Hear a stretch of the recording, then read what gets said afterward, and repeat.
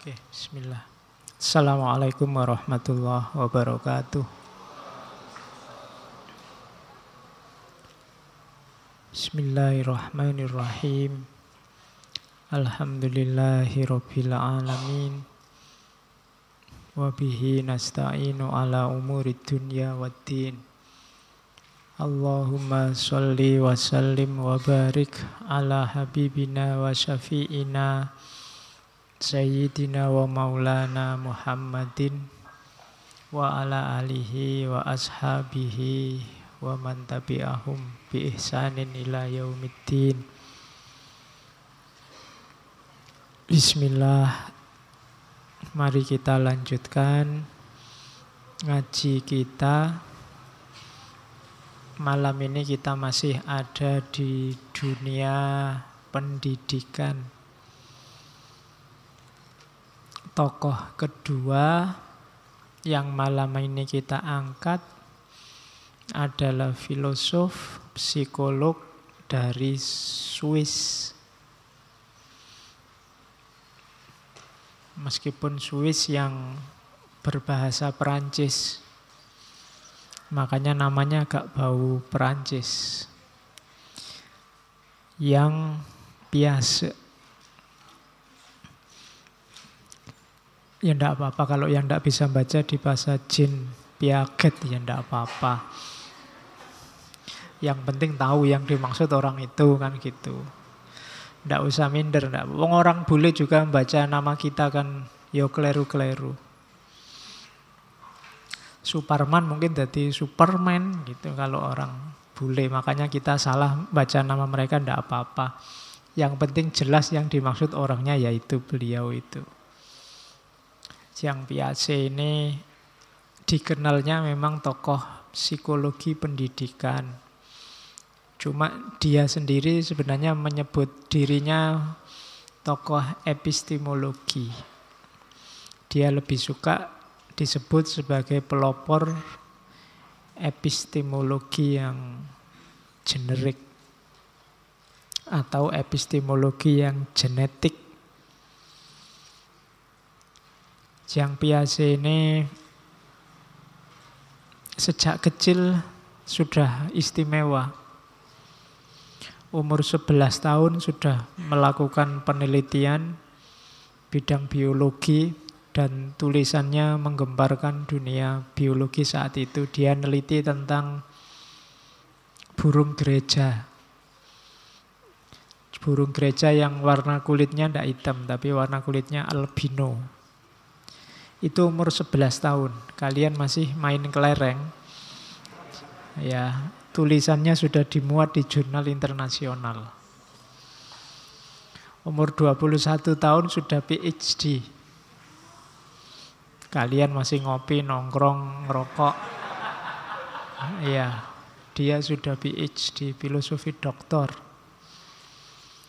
Ayahnya memang profesor bidang sastra. Cuma ibunya biasa, hanya saja ibunya ini agak sakit. Punya sedikit sakit jiwa, neurotik.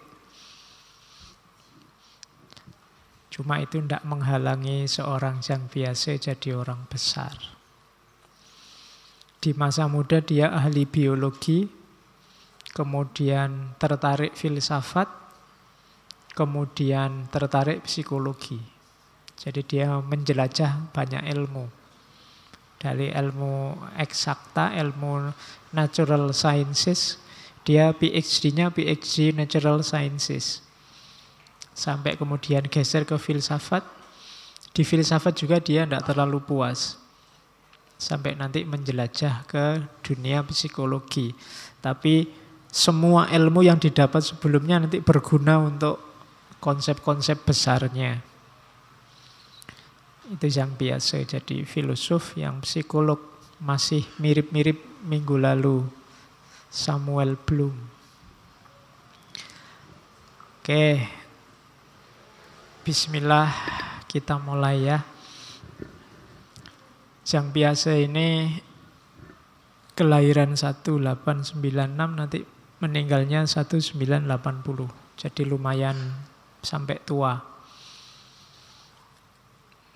Kawin juga. Kan banyak yang tidak kawin. Kalau ini kawin, punya anak putri-putri 3. Dan dahsyatnya Jean Piaget ini, penelitiannya nanti tentang psikologi perkembangan itu, yang diteliti anaknya sendiri. Nanti beliau punya 3 putri, dan tentang 3 orang putri ini lahir masing-masing 1 buku.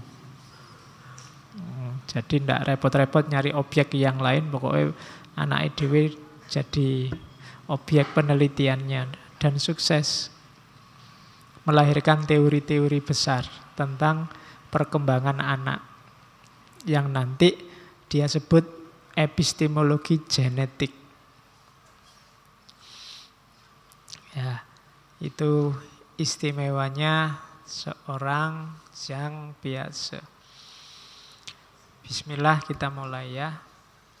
Itu saya awali dari situ, itu quote-nya dari beliau juga. Only education is capable of saving our societies from possible collapse, whether violent or gradual. Hanya pendidikan yang mampu menyelamatkan masyarakat kita dari kemungkinan keruntuhannya. Baik secara keras langsung revolusioner atau gradual evolusi. Jadi nyawanya peradaban, nyawanya masyarakat, nyawanya dunia sosial itu ada di pendidikan. Seperti apa kondisi pendidikan, seperti itulah nanti cerminan masyarakat kita. Kenapa Barat maju? Karena pendidikan di sana maju. Kenapa dulu Islam jaya? Karena pendidikan Islam zaman itu bagus. Kuncinya di dunia pendidikan. Ada istilah the rise of education. Dulu Barat itu merebut peradaban Islam dari pusatnya di era Abbasiyah, kejayaan Islam, sampai kemudian dibalik oleh Barat sejak Renaissance. Itu kuncinya kan di the rise of education, pendidikan yang membuat orang pinter jumlahnya banyak berkali lipat. Itu yang dilakukan oleh Barat. Saya sering cerita di antara yang menyebabkan Barat jaya itu penemuan mesin cetak. Mesin cetak itu membuat transmisi keilmuan bisa cepat. Tidak harus ketemu gurunya, tidak harus ketemu ustadznya, tapi bisa dapat ilmunya.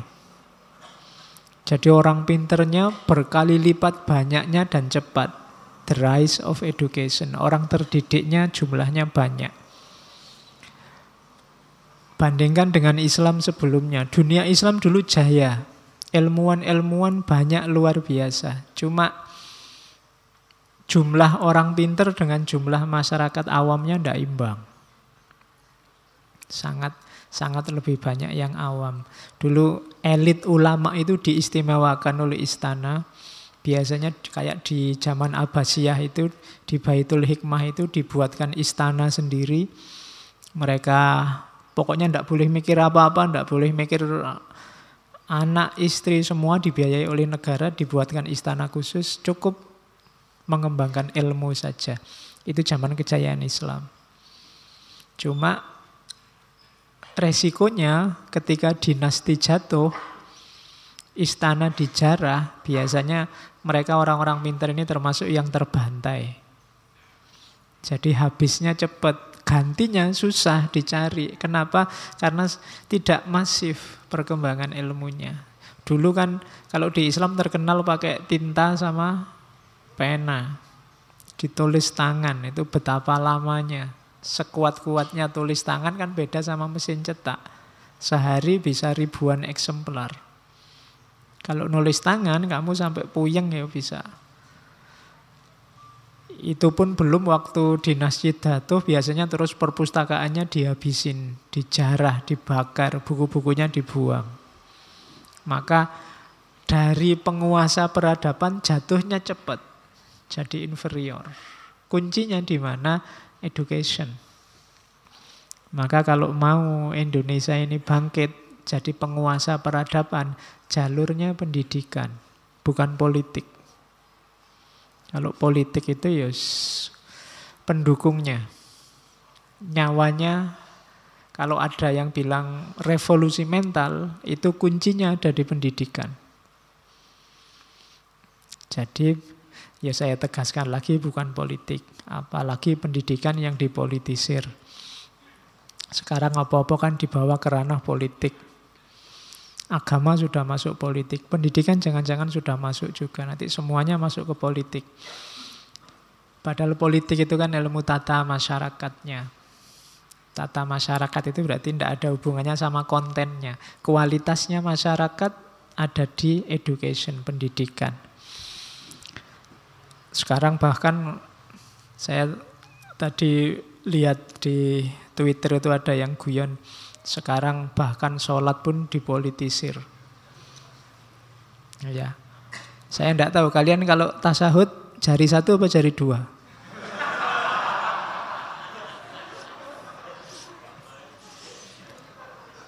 Jangan-jangan sekarang yang pilihannya dua terus tasahudnya jari dua. Mau satu gengsi, jangan. Ini kalau satu kan nanti nomor satu, tasahudnya luru. Oke. Ya, betapa lucunya Indonesia kalau sampai ke sana ya cara berpikirnya. Sebenarnya banyak yang lucu di sekeliling kita. Ning yo, wong lucu-lucu kok bikin kamu marah, itu yang saya heran. Mbok yo ketawa saja. Biar enggak stres. Hari ini banyak orang stres. Saya lupa, ini 10 Oktober itu hari kesehatan mental. Jadi ya, hari kesehatan mental internasional, kesehatan jiwa. Ayo kita jadikan patokan, jangan sampai jiwa kita ikut sakit gara-gara politik. Lebih enak fokus ke ilmu, fokus ke pendidikan. Nyawanya ada di sini. Kalau era kita belum, semoga anak kita, cucu kita yang menguasai. Dan dari mana? Ya dari kalian, dari kita. Membangun generasinya dari kita. Oke, sekarang kita lihat perspektifnya beliau yang biasa ini. Alirannya namanya konstruktivisme. Minggu lalu kita kenal, belum itu dekatnya sama humanisme, behaviorisme. Kalau beliau ini namanya konstruktivisme. Struktur pengetahuan itu dikonstruksi, bukan dekonstruksi, disusun, ditata. Makanya namanya konstruktivisme. Jadi manusia itu belajar dari pengalaman, terus dapat pengetahuan, terus ditata, dan itulah nanti yang jadi bekal menghadapi kehidupan. Jadi pengetahuan-pengetahuan kita dapatkan, terhimpun, tersusun dari pengalaman demi pengalaman sejak kamu lahir. Jadi alat utamanya apa? Ya akalmu. Di konstruktivisme, di aliran konstruktivisme, pengetahuan ini bukan satu yang mati, tapi dia dinamis. Seperti apa profilmu, kamu jadi orang yang seperti apa, itu kan ditentukan oleh pengetahuanmu. Yang itu ditumpuk-tumpuk sejak kamu bisa mikir sampai hari ini. Yang ini nanti masih berkembang lagi pasti. Semakin tambah wawasanmu, semakin tambah pengalamanmu, berarti tambah pengetahuanmu, dan itu nanti hidupmu akan berubah. To know sama dengan to be. Tahu sesuatu itu berarti juga menjadi sesuatu. Jadi setiap orang situasinya begitu, membangun pengetahuan, membangun struktur pengetahuan secara mandiri. Maka ayo dibangun pelan-pelan yang baik-baik. Karena seperti apa dirimu tergantung itu. Besok kalau punya putra, punya anak, dialasi, dilandasi dengan kebaikan-kebaikan sejak kecil, diajak mengalami hal-hal yang konstruktif, positif, maka dia akan jadi orang yang positif. Tapi kalau pengalaman yang kita berikan, pengalaman-pengalaman negatif, ya dia akan terbangun jadi negatif. Itu bahasanya konstruktivisme namanya. Jadi tidak ada konstruksi bawaan. Tidak ada pertanyaan apakah manusia itu hakikatnya baik atau hakikatnya buruk. Hakikat-hakikatan tidak ada. Yang ada dia dibangun atau terbangun jadi baik atau jadi buruk. Itu alirannya namanya konstruktivisme. Cirinya apa pengetahuan dalam konstruktivisme? Pengetahuan dalam konstruktivisme itu ada dalam proses saling mempengaruhi. Sekarang kamu dapat pengetahuan. Pengetahuan ini kamu anggap benar. Besok dapat pengetahuan baru. Pengetahuan baru ini ada di atas pengetahuanmu yang lama. Yang lama tidak hilang sama sekali, direvisi sedikit oleh pengetahuan yang baru. Nanti yang baru ada lagi yang baru. Itu namanya konstruktivisme. Yang kedua, pemahaman lama ganti pemahaman baru, itu pasti. Karena pengetahuan lama ganti pengetahuan baru, ya pemahaman lama ganti pemahaman baru. Pengalaman lama jadi pengalaman baru, berarti pengetahuan lama jadi pengetahuan baru. Dari mana munculnya pengetahuan yang baru? Dari pengalaman yang baru. Berarti apa? Pengalaman yang baru ini beda dengan pengetahuan yang lama. Yang pengetahuan lama ini dari pengalaman yang lama. Karena pengalaman baru beda dengan pengetahuan lama, maka pengalaman baru membentuk pengetahuan baru. Ketika pengetahuanmu baru, konstruksi berpikirmu sekarang juga jadi baru. Kuncinya ada di mana? Kesadaranmu bahwa ternyata teori lama, konsep lama, pengetahuan lama tidak cocok dengan pengetahuan, dengan pengalaman yang sekarang baru. Nah, kuncinya di situ. Ini kalimatnya agak mirip-mirip, pokoknya kamu dengerin lagi nanti ya setelah pulang. Ada pengalaman lama melahirkan pengetahuan lama. Ada pengalaman baru nanti melahirkan pengetahuan baru.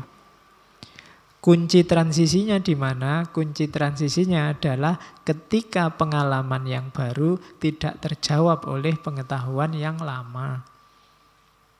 Maka pengetahuan yang baru ini pengalaman yang baru ini akan jadi titik awal lahirnya pengetahuan yang baru.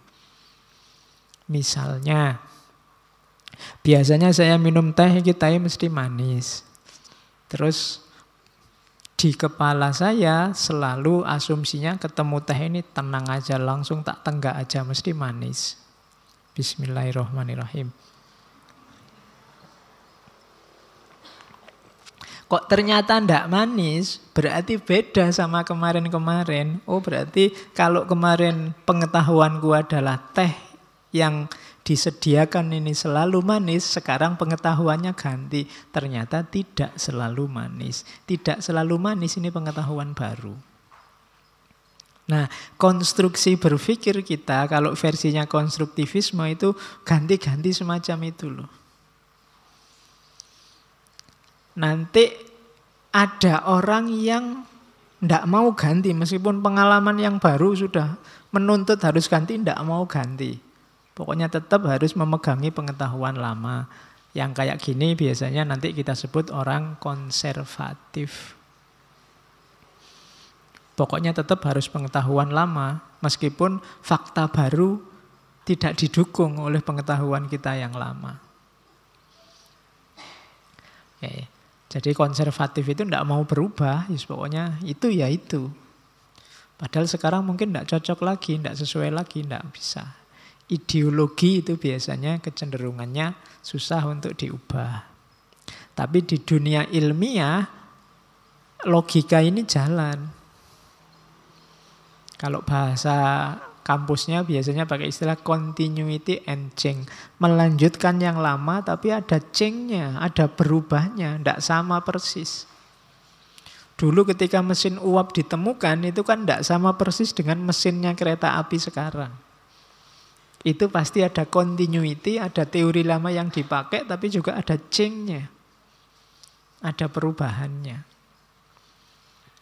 Dulu komputer itu tidak kecil sebuku begini, bentuknya besar, malah hampir sak bangunan. Komputer pertama. Terus orang menemukan hal baru. Hal baru ini kan tidak ninggal komputer yang lama. Sistemnya yang lama dipakai. Tapi sekarang ada perubahan. Ada wawasan baru. Dulu HP itu besar-besar. Sak boto itu besarnya. HP zaman awal. Itu pun orang melongo semua. Kok enak ya bisa nelpon di mana-mana. Biasanya telepon itu kan nongkrong di rumah, sekarang bisa dibawa kemana-mana. Itu orang melongo semua zaman itu. Teknologi telepon genggam yang dibawa kemana-mana itu kan dasarnya telepon rumah itu, cuma diadaptasi sesuai situasi yang baru. Nah nanti yang telepon besar itu ya mungkin sekarang lebih simpel lagi. Sekarang tambah jadi kecil-kecil, malah ada yang kecil. Ada yang tipis sekali, ada yang ini. Jadi dulu telepon ya untuk nelpon, sekarang kan macam-macam. Ada smartphone. Smartphone itu kayak lanjutannya telepon, tapi sekarang jadi smartphone. Telepon pintar, lebih pintar daripada yang punya. Oh iya kan, pasti lebih pintar, dia bisa macam-macam. Oke, jadi itu namanya konstruktivisme. Berarti apa? Bahan belajar paling utama adalah pengalaman hidup. Karena pengalaman itulah nanti yang ganti struktur berpikir kita.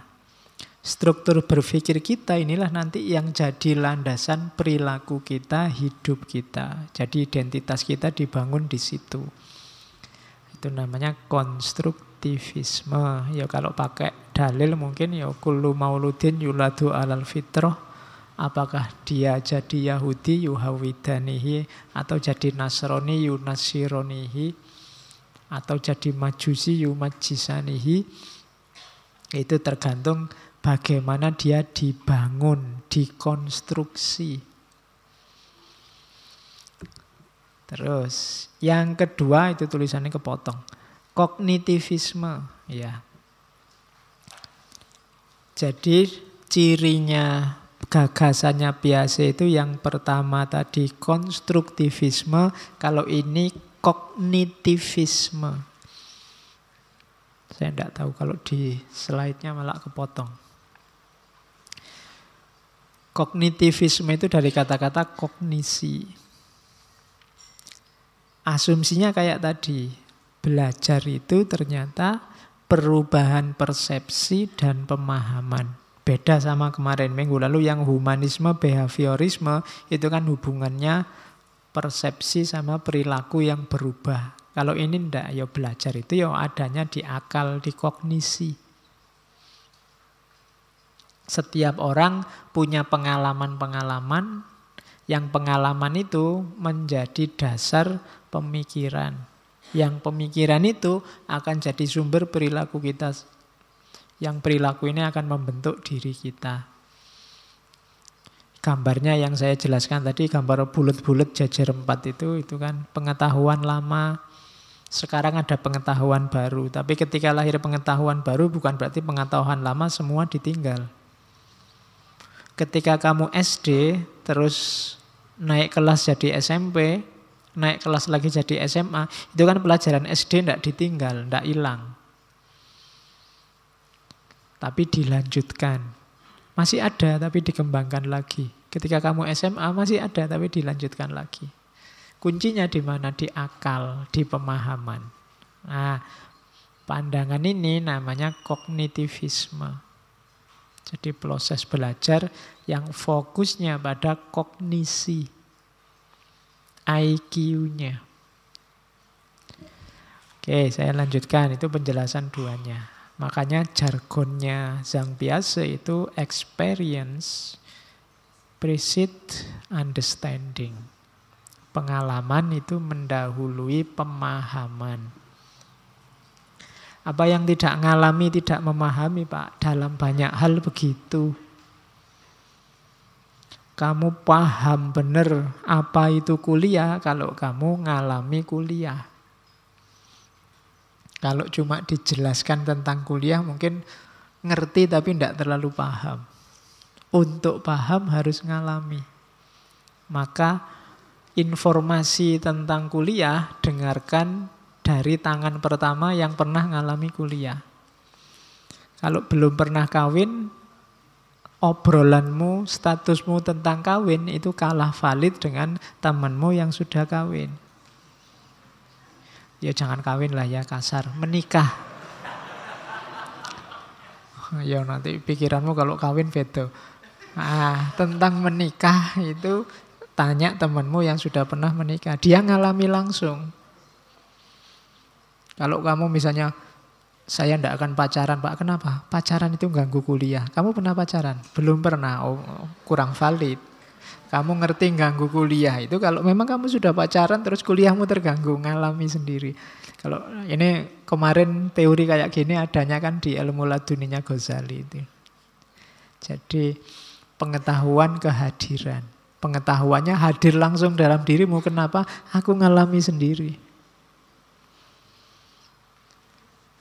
Jadi kalian yang kuliah, kalau pakai teori ini, jangan underestimate sama ayah ibumu, kakek nenekmu yang tidak kuliah. Mereka umurnya lebih banyak, insya Allah pengetahuannya lebih banyak tentang hidup dibandingkan kalian yang masih muda. Mungkin wawasanmu lebih sempit. Karena pengetahuanmu sekarang mengandalkan smartphone-mu, mengandalkan HP-mu. Kalau orang tuamu terjun langsung ke lapangan, dia wawasannya jauh lebih luas. Kenapa? Pengalamannya jauh lebih luas. Jadi experience precedes understanding. Maka jangan mengunderestimate orang tuamu, guru-gurumu. Bagimu mungkin mereka tidak update, mereka agak kuper karena jarang buka WA, jarang buka Facebook. Tapi jangan-jangan pengalamanmu hanya pengalaman WA sama Facebook. Makanya gampang dihapusi, gampang kena hoax. Karena kamu bulet di situ terus, kamu nggak peka terhadap kesejatian. Orang tuamu mungkin lebih peka, karena mereka terjun langsung. Ilmumu kan ilmu buku. Atau kalau sekarang ya ilmumu kan ilmu situs, ilmu www itu kan. Andalanmu kan itu. Kalau www nggak paham sekarang jadinya WK itu kan. Jadi andalanmu di situ. Jadi experience precedes understanding. Pengalaman akan membuahkan pengetahuan. Dia mendahului pemahaman. Jargonnya biasa ini. Nah, sekarang saya kutip tujuan pendidikan. The goal of education, tujuan pendidikan itu bukan untuk meningkatkan jumlah pengetahuan, tapi menciptakan kemungkinan-kemungkinan seseorang, kalau itu pakai anak, karena mungkin objek yang diteliti kan putra-putranya sendiri. Jadi meningkatkan kemungkinan seorang anak untuk menemukan sendiri atau menciptakan sendiri. To invent and discover. To create men who are capable of doing new things. Untuk menciptakan sosok, untuk menciptakan orang yang mampu menemukan, mampu melakukan hal-hal yang baru. Tujuan pendidikan harus ini. Katanya biasa. Jadi bukan numpuk pengetahuan. Sehari kuliah 5 sesi. Itu kan pengetahuan menumpuk, tidak karu-karuan di kepala. Itu pun tidak ada yang paham, tidak ada yang nyantol. Ndak itu katanya biasa. Kalau cuma itu, kamu ndak harus hadir ke kelas. Kamu titip aja recorder ke temanmu, direkam ke dosen yang ngomong apa. Wis dapat kalau sekedar numpuk pengetahuan. Tapi kan bukan itu.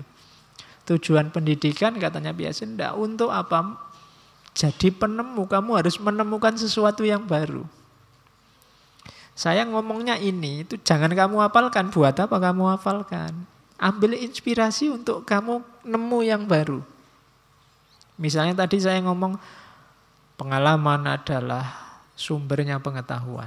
Kamu boleh, bagi saya ndak harus ngalami Pak. Kadang-kadang ngarang juga bisa Pak. Jadi pengetahuan baru misalnya. Itu kan terinspirasi dari kalimat tadi kan tapi kamu ndak menelan begitu saja. Ketika kamu bisa begitu, berarti pendidikan ini sukses. Jadi ndak hanya menurut. Saya kemarin bimbing skripsi itu, setiap paragraf ada kata-kata menurutnya. Sak bab itu menurut kabeh. Mahasiswa kok nurutan gini ya. Iya. Menurut tokoh ini, menurut tokoh itu. Kelihatan kaya referensi, tapi rasanya kok ndak kreatif. Kamu ndak bikin skripsi ini, kayak yang bikin clipping ini. Nurut kafe, yang kreatif, temukan yang baru. Iya, kamu baca punya referensi, tapi dari referensi itu kan kamu bisa melakukan kayak di Bloom kemarin loh, melakukan sintesis. Ini loh, saya ketemu yang baru, beda sama yang lama. Meskipun tadi saya pakai teori, sekarang lahir teori baru, tidak cuma manut sama teori lama. Nah, itu kreatif. Jadi tujuannya pendidikan itu melahirkan orang kreatif, men who are capable of doing new things. Orang-orang yang bisa melakukan hal-hal baru. Genuine. Oke. Terus ini lanjutannya. Tujuan utama pendidikan itu tadi ya kalimat terakhirnya saya lanjutkan. Create men who are capable of doing new thing. Lanjutannya apa? Not simply of repeating what other generation have done. Tidak hanya mengulang yang sudah dilakukan oleh generasi sebelumnya.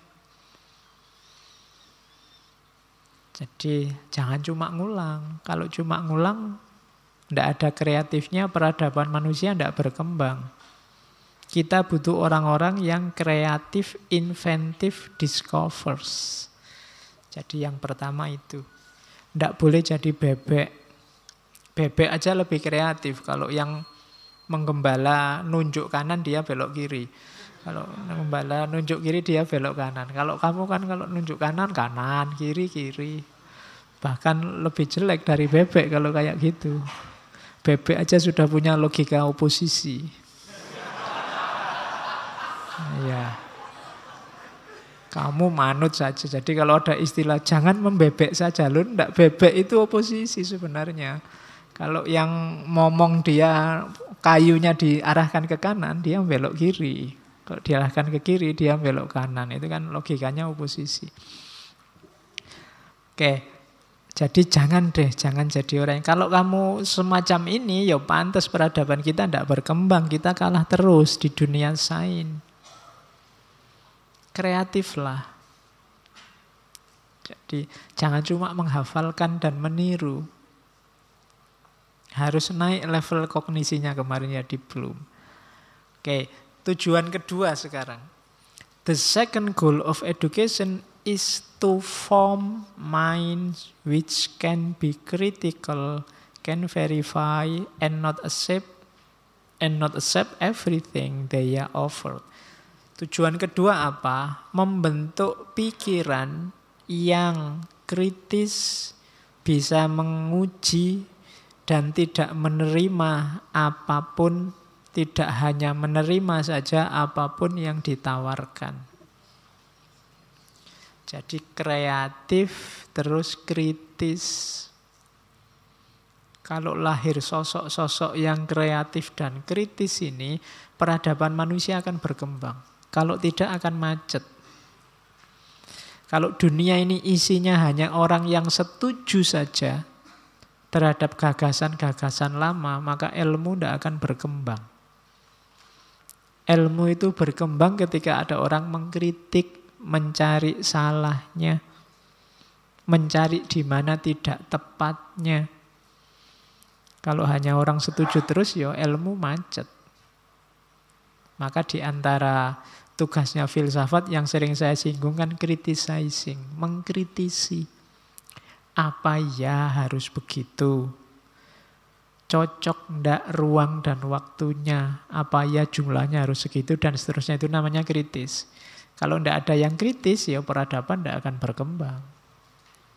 Kalau manusia ndak kritis, itu mungkin kita masih hidup kayak zaman primitif, kayak zaman Nabi Adam dulu, awal-awal ndak berkembang. Kenapa sampai berkembang? Orang kritis terus. Dulu orang mungkin pakai baju kulit binatang, terus mungkin dikritisi. Kira-kira bisa berkembang ya, nggak pakai kulit ini rasanya kok gatel misalnya. Terus dikembangkan lagi sampai bajunya semacam ini. Jadi itu kritis. Ya kalian sekarang juga harus kritis. Harus enggak kita pakai baju yang semacam ini? Kalau nenek moyangmu dulu enggak pakai baju atasan semacam ini. Kalau kamu lihat sejarah Mojopahit zaman dulu itu, kalau yang laki-laki dia enggak pakai. Bahkan mungkin yang perempuan juga enggak pakai atasan. Dia atasnya polos, bawahnya aja ditutup. Karena mungkin pertimbangan suhu, cuaca. Indonesia ini kan lembab. Jadi lebih sehat kamu buka baju keringetan biar bisa menguap. Nah, itu konstruksi geografisnya. Nenek moyangmu pintar membaca geografi. Mereka akhirnya tangguh-tangguh. Kalau kita sekarang kan tidak tangguh. Zaman saya kecil, kalau hujan itu malah hujan-hujan. Dan tidak apa-apa. Tapi sekarang kan kamu kalau hujan lari kayak dikejar. Coba di jalan itu, lagi enak-enak jalan kok hujan itu, motor itu koyo setan melayu ini, sama air saja kita setakut itu. Karena memang begitu kena air terus kamu pilek. Itu berarti ada kearifan-kearifan yang hilang tentang suhu dan cuaca. Nenek moyang kita jauh lebih tangguh. Padahal mereka nggak pakai baju dulu, tapi jarang orang mengeluh masuk angin. Tidak ada kasus-kasus orang sakit gara-gara kena udara. Tapi sekarang kita jauh lebih lemah. Mungkin kita perlu membaca lagi kearifan-kearifan lama. Karena kita punya kondisi geografis yang khas. Jangan-jangan itu sebabnya terus lingkungan alam di sekeliling kita rusak. Kita kehilangan banyak kearifan lama. Hasil kita niru saja kebanyakan. Coba kamu cek jaketmu, jeansmu, sepatumu, itu mungkin ya hanya imitasi saja, niru saja dari yang sekarang menguasai peradaban, yaitu Barat. Kamu tidak pernah kritis. Kuliah panas-panas jam 12 siang pakai jaket jeans. Ya. Terus sibuk membesarkan AC, salahmu dewe pakai jaket jeans. Oke. Jadi tujuannya pendidikan itu ya. Kita tidak menciptakan bebek-bebek tapi manusia yang kreatif. Manusia yang kritis. Berarti apa?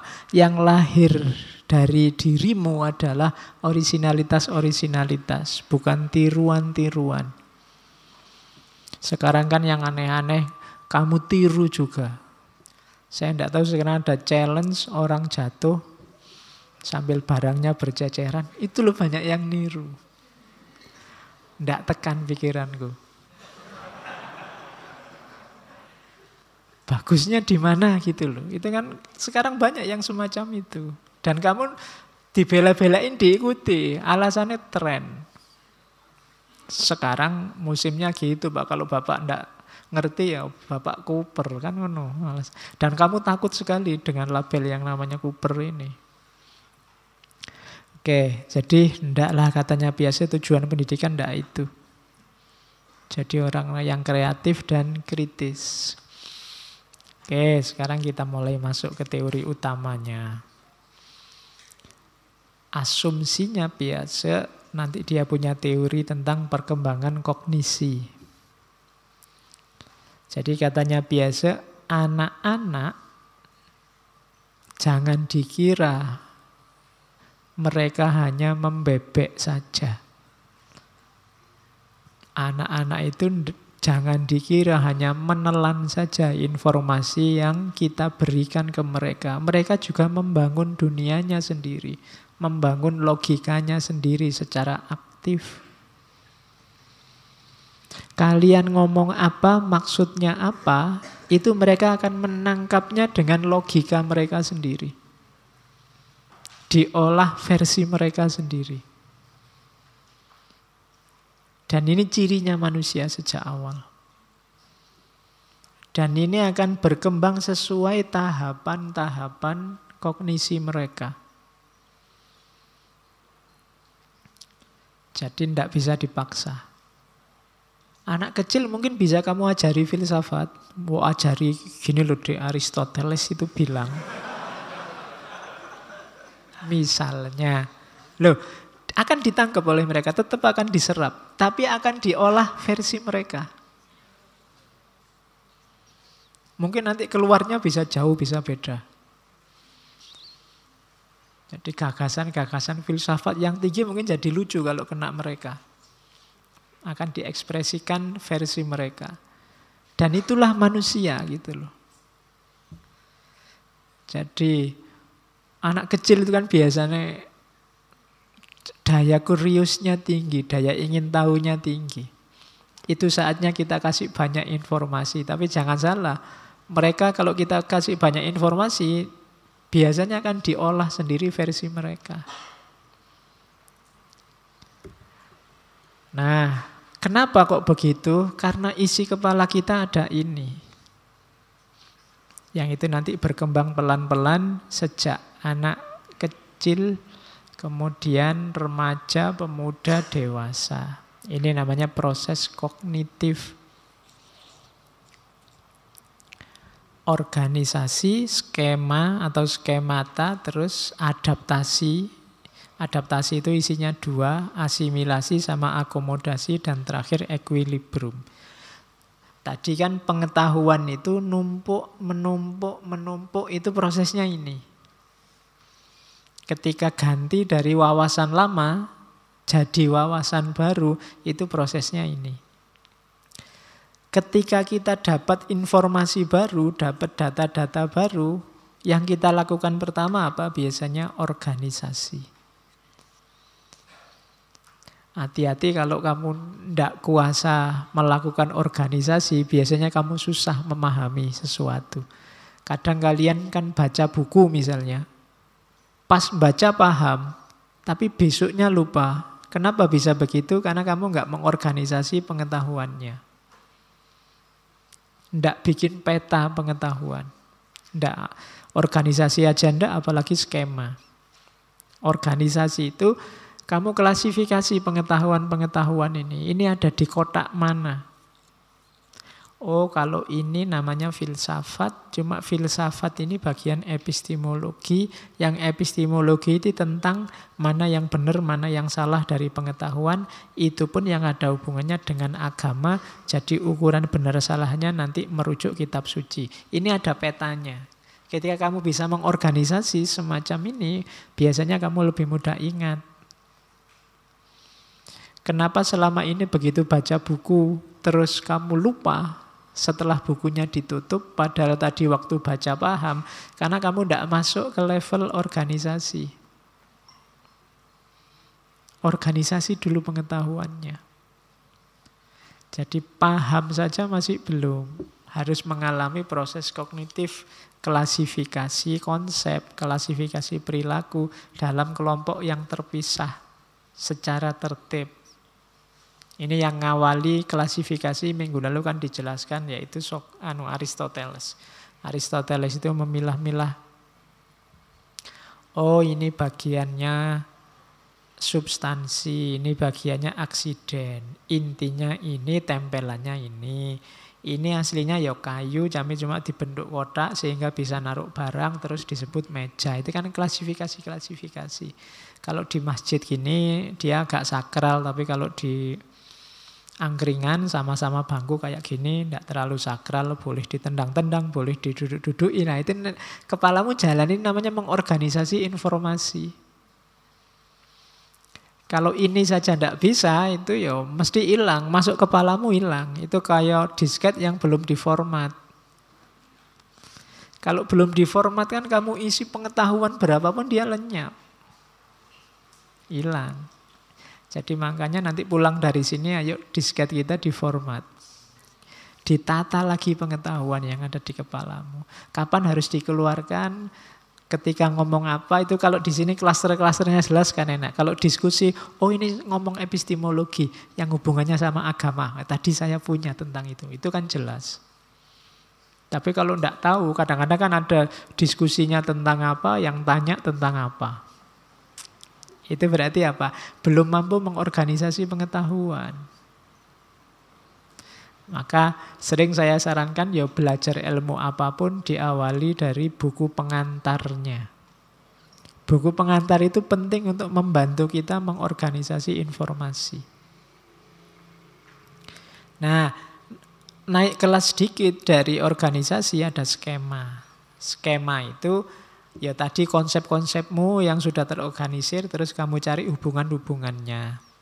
Kalau di kampus-kampus dosennya biasanya bikin mind map, bikin peta kajian, itu sudah skema.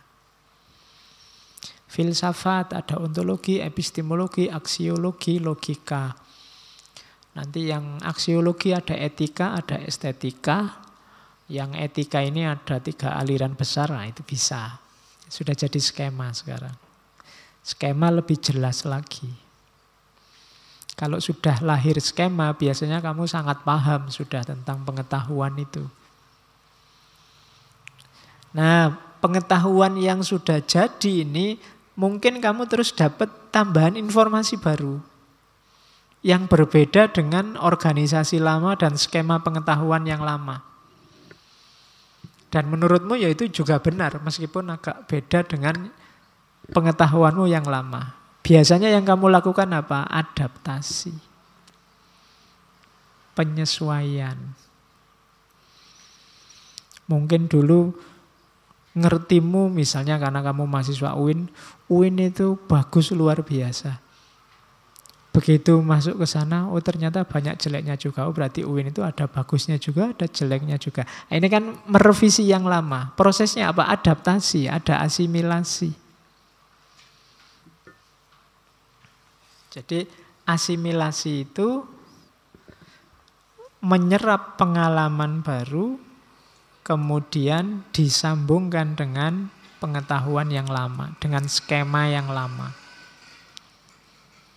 Itu namanya asimilasi. Nah, setelah asimilasi ada akomodasi. Akomodasi itu tidak cuma menggabungkan ke skema lama, tapi sekarang skema lama berubah jadi skema baru. Kenapa? Ya hasil gabungan tadi. Itu namanya akomodasi. Jadi ketemu kemudian melahirkan sesuatu yang baru. Ketemunya namanya asimilasi, lahirnya sesuatu yang baru namanya akomodasi. Adanya yang baru yang melanjutkan yang lama, ini kan agak goncangan ini, agak menggoyang. Nah, butuh namanya keseimbangan, equilibrium, mencocokkan. Kalau sudah equilibrium, sekarang kita hidup dengan struktur yang baru, dengan pengetahuan yang baru. Jadi ketemu informasi baru, informasi barunya diserap, dan sekarang mantap dengan informasi baru. Asimilasi, akomodasi, equilibrium. Tadi sebelum masuk kelas pengetahuanmu seperti apa, begitu masuk kelas terjadi asimilasi, akomodasi, equilibrium. Sekarang punya pengetahuan yang baru, yang beda dengan pengetahuan yang lama.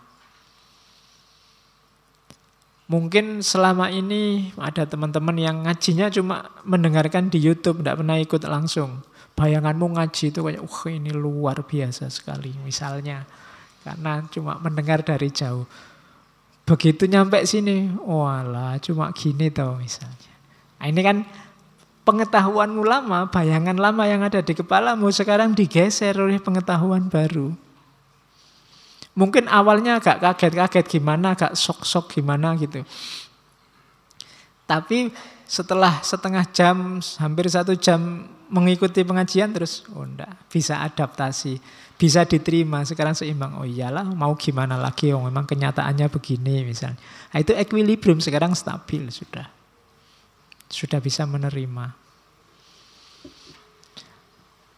Gimana contohnya? Kamu paling gampang kalau dikasih contoh pacaran. Pacar lama dan pacar baru. Iya. Bayangan lama masih mengganggu, tapi sekarang kan ada yang baru. Kalau sudah equilibrium itu berarti sudah stabil, sudah. Selamat tinggal masa lalu, kan gitu. Sekarang ada yang baru. Oke, berarti asimilasi, akomodasi, equilibrium. Nah, yang lama aja ndak ada Pak, oh berarti belum.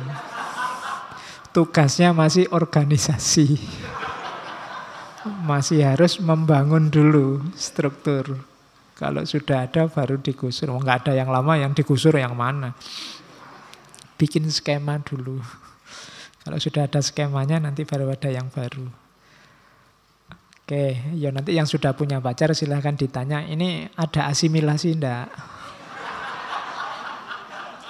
Oke, apa perlu akomodasi kan gitu. Nah, proses di kepalamu juga begitu. Ini kerjanya capek sekali kognisimu itu. Kalau enggak percaya ya, coba bayangkan sejak kamu bangun sampai kamu mau tidur, ini bunyi terus. Kamu sadari apa enggak kamu sadari? Mungkin lebih capek dari mulutmu yang ngomongnya banyak. Kepalamu itu ketemu apa saja kan dia bunyi. Bangun tidur, mana sandal, itu ya pikiran kerja. Mau ke belakang, kamar mandinya dipakai, tunggu dulu. Itu kan bunyi terus isi kepalamu. Sejak bangun sampai mau tidur lagi. Jadi makhluk yang paling capek itu kepalamu. Kalau komputer itu sudah panas, tidak karu-karuan. Karena 22 berapa jam itu kamu. Apalagi yang susah tidur itu, oh, mesti panas ini ya. Makanya kadang-kadang hang. Tenang aja, kalau hang kan bisa di restart. Oke, ya kecuali motherboardnya jebol. Kalau itu tinggal beli yang baru. Oke, betapa luar biasa ya ciptaannya Allah itu. Komputer itu ada durasinya, ini sak kapoke kamu pakai. Nah, terus tahap-tahapnya ini. Ini namanya nyawa teorinya yang biasa di sini. Tahap perkembangan kognitif. Yang pertama 0 sampai 2 tahun. Ini saya bilang tadi ya, beliau yang diteliti anak-anaknya sendiri. Jadi begitu anaknya lahir langsung jadi objek penelitian. Umur 0 tahun sampai 2 tahun. Namanya sensorik motorik. Ini akalnya belum jalan. Masih bermain dengan insting. Kemampuan panca indera mulai hidup. Era motorik mulai gerak. Jadi karakteristiknya itu, bayi baru lahir kan ya bisanya gerak. Andalannya naluriah, insting. Untuk menangkap pengetahuan dengan panca inderanya mulai melek, mulai bersentuhan dengan dunia. Mulai bergerak. Mulai nangis, itu kan sensorik motorik. Nanti mungkin beberapa bulan dia sudah mulai kenal ekspresi. Ya kalau di situ tulis bahasa, meskipun bahasa versi mereka. Menyampaikan rasa tidak nyaman, menyampaikan rasa sedih, menyampaikan rasa tidak enak, itu kan dengan bahasa mereka. Mungkin sambil nangis, sambil goyang-goyang, sambil, itu sensorik motorik. Basisnya masih naluriah, belum operatif kognisinya. Jadi tidak bisa diajak diskusi filsafat, masih 0 sampai 2 tahun. Ya, Nanti kalau kamu ajak diskusi filsafat, nanti jangan-jangan dia bilang sing waras ngalah. Wong anak bayi kok diajak diskusi filsafat. Sensorik, motorik. Kalau kamu ingin berinteraksi dengan dia, ya fisik. Kamu gendong, kamu senggol. Nanti sampai 2 tahun masih ini. Masih andalannya ini.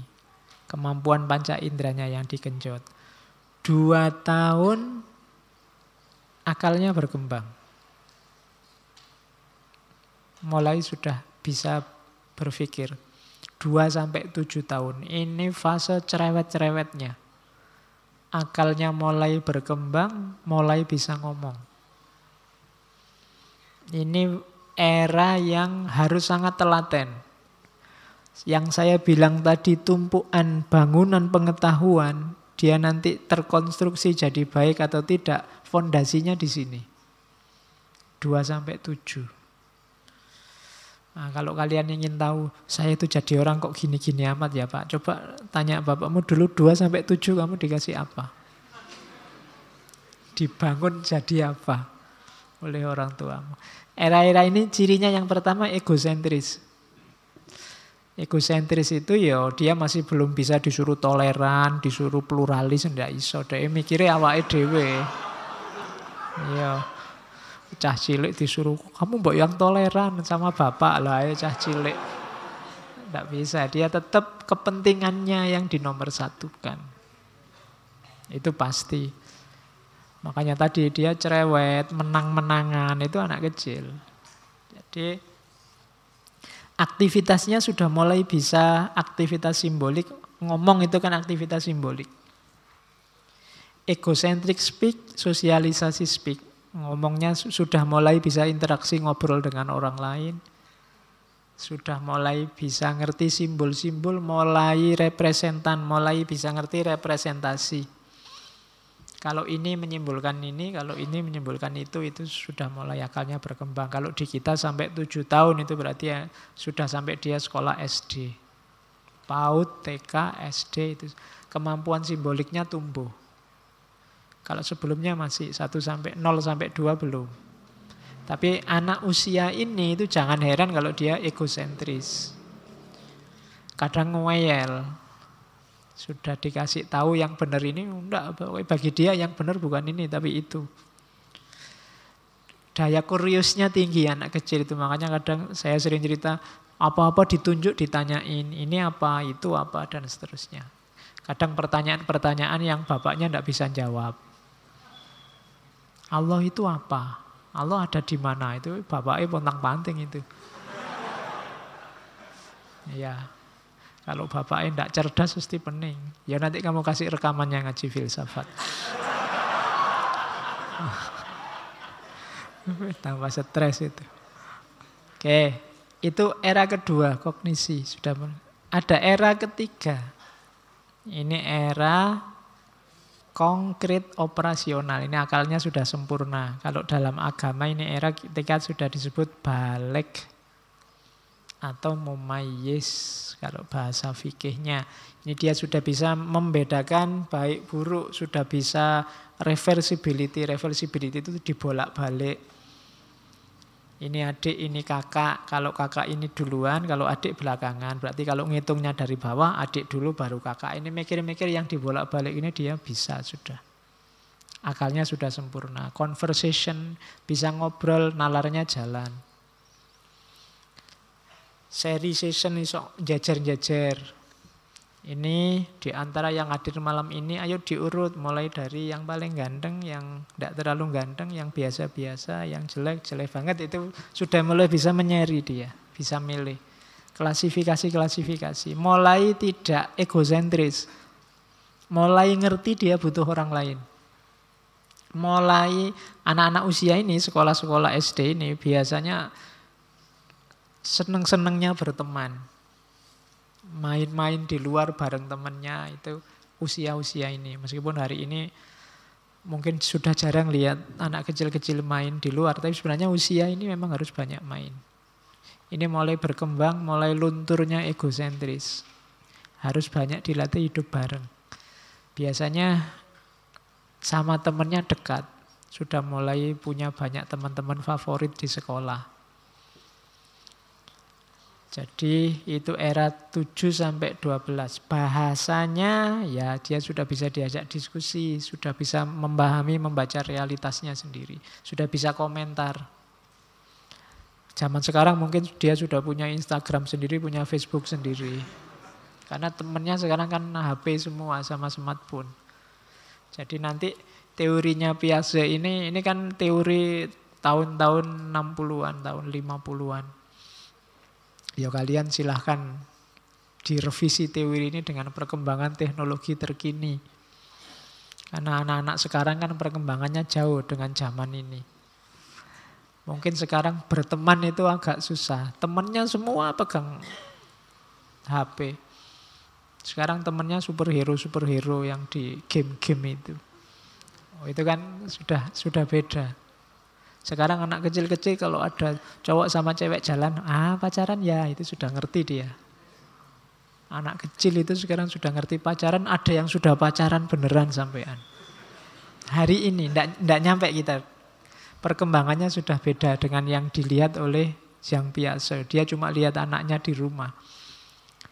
Kalau hari ini perkembangannya dahsyat. Tapi ini jadi referensi kita. Secara kognitif sebenarnya perkembangan anak-anak kita yang usia 7-12 tahun itu di situ. Genjotlah di situ maksudnya. Terus ada yang dewasa, formal operasional. Kalau ini sudah mantap, sudah stabil kognisinya. Sudah bisa berpikir abstrak dan logis. Sudah bisa self-reflection. Dia sudah bisa merenungi perbuatannya sendiri. Anak-anak sudah bisa membayangkan peran orang dewasa atau sudah bisa ngukur cita-cita ingin jadi apa, sudah bisa. Sudah mulai sadar kepentingan bersama atau kepentingan masyarakat. Ini 12 ke atas. Saya tidak tahu kalian sudah masuk 12 ke atas apa belum. Harusnya sudah ya. Tapi kelakuannya kok banyak yang kayak anak-anak. Jadi harusnya sudah full kalian kognisinya. Jadi kalau saya bilang berfilsafatlah, belajarlah berpikir, itu sebenarnya kapasitasmu sudah penuh ketika umur 12 ke atas, katanya biasa. Harusnya nalarmu jalan, bisa berpikir abstrak, bisa berpikir logis, itu sudah bisa. Kalau ini diasumsikan bahwa sudah waktunya diajari cara berpikir yang benar, mungkin filsafat itu bisa, atau paling tidak logika itu bisa diajarkan sejak umur 12. 12 mungkin umur-umur SMP. Jadi menurut saya kalau mau eksperimen, anak-anak SMP itu sudah bisa diajari berpikir logis. Jadi boleh dikasih mata pelajaran logika. Sudah nyampe. Biar tidak mudah ketipu hoax kayak kalian waktu tuanya. Jadi cara mikirnya jernih. Itu bisa. Jadi kalau mau diadaptasi mungkin kita bikin kelas-kelas logika. Ya jangan yang tinggi-tinggi. Anak SD jangan dikasih Heidegger, Gadamer, pusing mereka. Logika-logika dasar. Hari ini kan yang bikin kamu pusing kan kalau ujian apa terus ada tes TPA-nya. Itu karena kamu tidak terlatih berpikir logika sejak kecil. Kalau kamu agak kuat di logika, itu tes-tes TPA itu tidak masalah. Cuma kita jarang memperdaya gunakan ini sejak kecil. Akhirnya waktu tes TPA pontang-panting, ada gambar kotak-kotak kamu pusing. Ada gambar bulut-bulut kamu pusing. Kelihatannya kok sama semua ya Pak, bedanya di mana? Kan kamu mengeluhnya selalu begitu. Karena kita tidak terlatih di logik. Jadi kalau ikut tahap perkembangan kognitif ini, usia 12 ke atas dia sudah formal operasional. Akalnya jalan, sudah mulai bisa dibimbing berpikir filsafat. Nah, tahap perkembangan ini sifatnya hierarkis. Tidak loncat-loncat, tidak milih-milih, tapi berkembang terus. Yang lebih tinggi mengandung atasnya, yang bawah cuma tidak punya atasnya. Jadi dia era lebih tua itu punya yang lebih mudah. Sensorik, motorik tidak punya praoperasional, tapi praoperasional ada sensorik, motorik. Konkret operasional dia punya dia punya sensorik, motorik, tapi dia tidak punya formal operasional. Jadi cara membacanya begitu. Ini sifatnya hierarkis, tidak milih-milih. Kalau ada orang sudah tua, tapi kok ya masih belum bisa berpikir abstrak, itu mungkin dia sebenarnya ada di era konkret sensasional. Jadi dia ada di era konkret operasional, akalnya belum berkembang. Harusnya kalau dalam agama ya sudah. Dia sudah mumayyiz, tapi mungkin ada hal tertentu yang membuat dia. Nah, kalau ada orang semacam ini, itu nanti yang kita sebut kekanak-kanaan. Wong sudah tua kok masih kekanak-kanaan. Itu berarti apa? Harusnya dia ada di formal operasional, mikirnya malah di era sensorik motorik misalnya. Sensorik motorik itu diajak mikir susah pol. Maunya ya yang motorik-motorik saja, yang enak-enak saja, mangan, ngopi. Itu kan naluriah. Tapi diajak mikir tidak bisa, tidak mampu. Nah, itu orang terus menyebutnya kekanak-kanaan. Harusnya setiap orang step by step mendaki ini. Dan ini sebenarnya naluriah sifatnya. Berkembang terus penuh. Usia 12 ke atas. Penuh itu potensinya, kapasitasnya. Bahwa ini dipakai atau tidak ya nanti tergantung orangnya. Maka tes IQ itu bisa umur 12 mungkin sudah bisa terdeteksi dan kekuatannya sudah penuh. Di era formal operasional. Ini kognisi ya. Nanti variabel yang lain yang membantu perkembangan pemikiran seseorang pasti, tapi kekuatan akal kita ada di situ. Ini hasil cermatannya Zhang Piaget. Maka katanya Piaget, kalau kita mendidik anak, kalau kita beraktivitas di dunia pembelajaran, perhatikanlah level-level kognisinya. Jadi implikasinya apa sih? Yang pertama katanya Piaget, bahasa dan cara berpikir siswa itu kan beda dengan orang dewasa. Maka kalau kalian besok jadi guru yang mengajar siswa, ya perhatikan levelnya. Kalau tidak, antara sia-sia dan tidak nyampe. Jadi tidak nyampe itu belum waktunya. Maka lihatlah dulu kapasitasnya. Anak kecil-kecil ya kasih model untuk mereka. Jadi jangan disamakan kayak orang dewasa. Dan jangan dinilai pakai standarnya orang dewasa. Hari ini di banyak pendidikan ini sudah disadari sebenarnya. Sejak lama. Terus yang kedua, karena perkembangan kognisi ini seiring dengan perkembangan kehidupan manusia, maka sebenarnya pelajaran paling efektif itu yang ada hubungannya dengan hidup konkretnya mereka. Dengan lingkungan sekelilingnya. Ya kayak zaman kalian SD itu kan contohnya yang kalian kenal yang berhubungan dengan lingkungan sekelilingnya. Kalau kalian belajar itu kan contohnya selalu yang familiar. Kalau saya SD dulu yang paling terkenal itu Budi. Ini Budi, ini Ibu Budi, itu kan familiar. Nama Budi ya nama kita, nanti desanya ilustrasinya juga kayak rumah kita. Buku ini Budi itu mungkin orang Eropa itu baca itu ya pusing. Namanya nggak familiar, lingkungannya nggak familiar misalnya. Maka pelajaran kalau besok kamu jadi guru, cari ilustrasi, cari gambaran yang sesuai levelnya. Saya di ngaji ini banyak ngasih contoh pacaran ya, itu karena saya tahu levelmu. Iya. Kan yang ada di pikiranmu kan kebanyakan golek pacar, golek itu kan. Makanya ya golek contoh ke situ aja kamu langsung nyambung. Tapi kalau tak contohkan yang soleh-soleh kayaknya ketok ya adoh. Jadi tak contohkan yang sekiranya nyambung sama hidupmu kan dunia-dunia itu yang ada di pikiranmu. Artis lah, tentang pacar lah, tentang model lah, itu kan duniamu.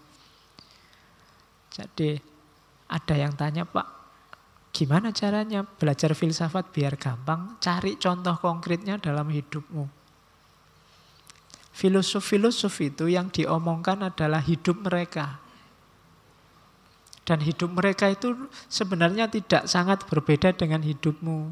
Hanya saja mungkin nuansanya yang berbeda, detail-detail barangnya yang berbeda, tapi situasinya sebagian besar sama. Karl Marx misalnya cerita pegawai pabrik yang tidak keluar-keluar mulai pagi sampai malam. Itu kan di sini juga ada, nggak cuma di Eropa. Itu kan mengilustrasinya gampang kalau kamu sambungkan sama situasimu hari ini. Ketika Sartre bilang orang lain adalah neraka, bikin aku sumpek aja. Loh itu kontekstualkan dengan hidupmu. Oh itu maksudnya Sartre itu mungkin kalau kita sedang ingin bebas ngapain aja ada orang. Akhirnya nggak jadi. Sebenarnya ini sumuk. Kalau nggak ada orang mau nyopot baju terus kipas-kipas kelekaran di bawah kipas angin itu kan enak. Tapi banyak orang akhirnya nggak jadi. Wah memang orang lain itu neraka. Bener Sartre. Lah ini kan mengkontekstualkan sesuai situasimu. Orang jadi lebih mudah memahami dibandingkan baca bukunya Sartre langsung. Dari mana? Dari ilustrasinya. Nah kalau kamu ngajar siswa juga begitu. Kalau ternyata anak-anak hari ini tuh pegangannya HP, game online. Kalau kamu bikin ilustrasi yang ada hubungannya sama HP dan game online, mereka langsung nyambung. Gitu loh. Kalau kamu diajak ngobrol tiba-tiba mereka ngomong double kill, itu kalau kamu tidak paham, ya kan? Ya kamu kuper diketawain sama anakmu. Double kill, savage kayak gitu kan ya. Ya.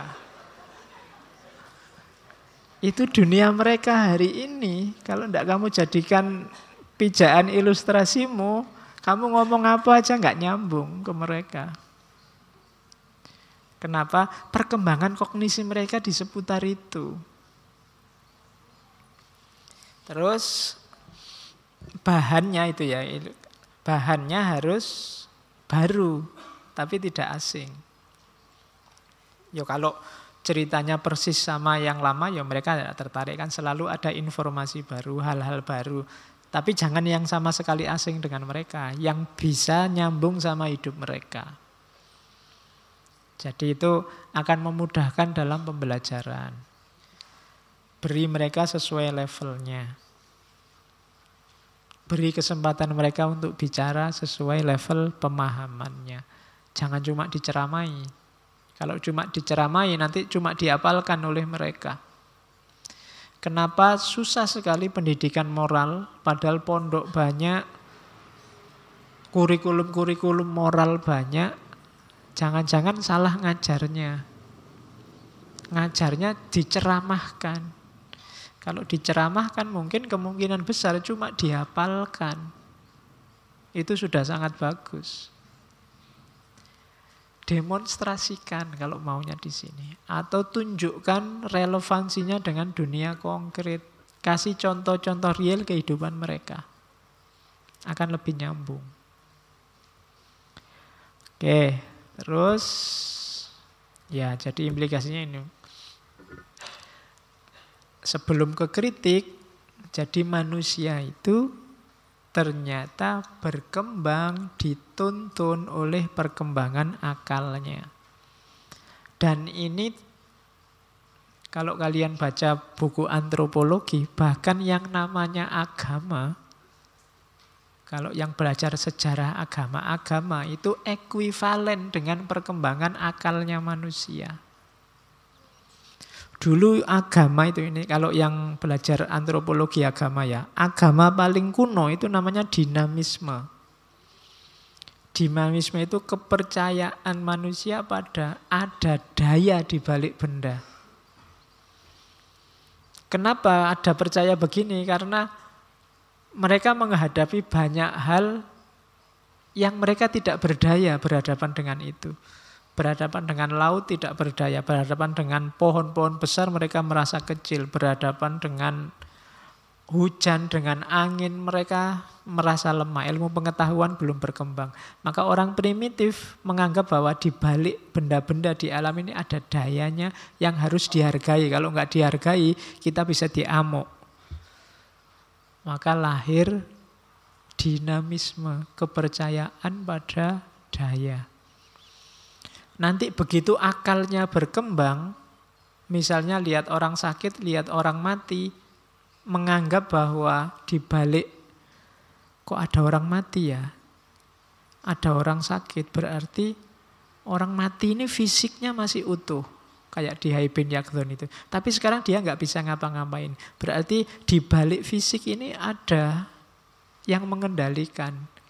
Dikenalah konsep roh. Nah sekarang yang tadi cuma dianggap daya, begitu mereka kenal konsep roh, dari dinamisme sekarang lahir animisme.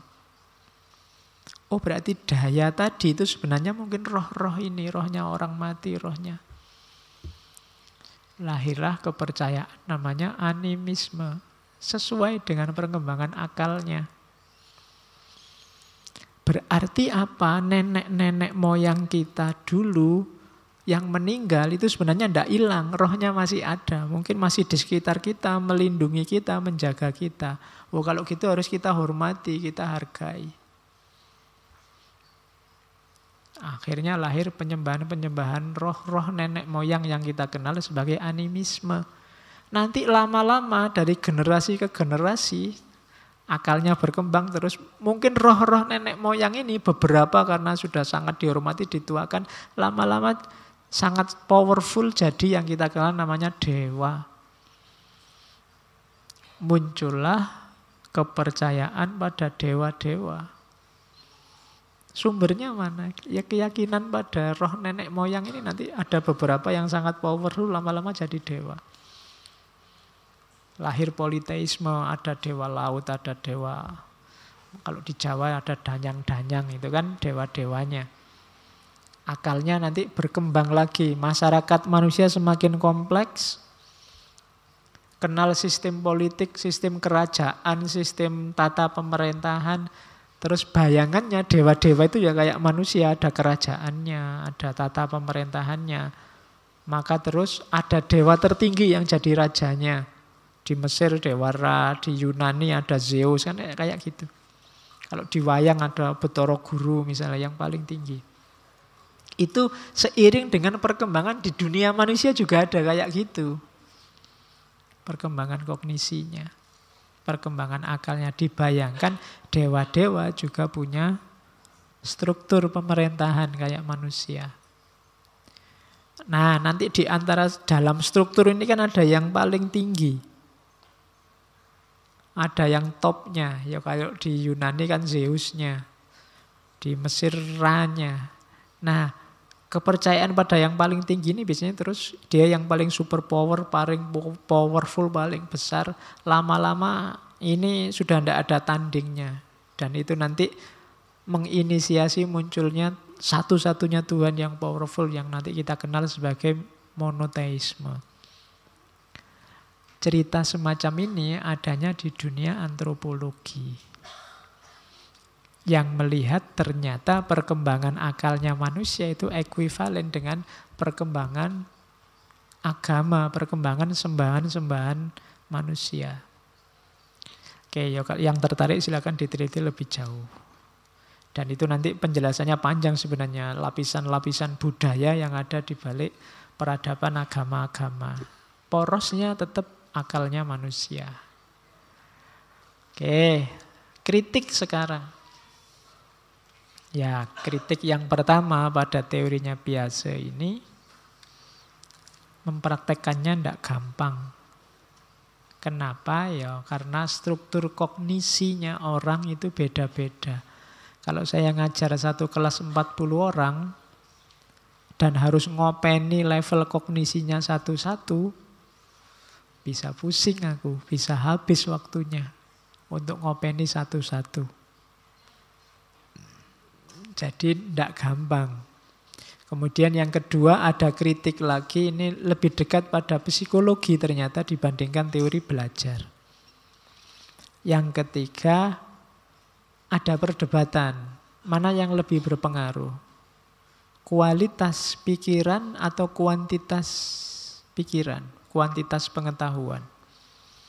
Dua-duanya sebenarnya penting. Cuma kalau di Piaget ini kan kualitasnya. Orang cerdas tapi tidak banyak pengetahuan yang dia miliki, mana lebih penting dengan orang yang pengetahuannya banyak, ngerti macam-macam meskipun tidak terlalu cerdas. Oh, ini debat. Ya dua-duanya sih sama-sama penting. Cuma kan kalau jawabannya begini kan kurang seru. Orang biasanya pengen yang paling powerful mana? Kecerdasannya atau ketekunannya mengumpulkan banyak pengetahuan. Ini debat, ya kalian silahkan diskusi.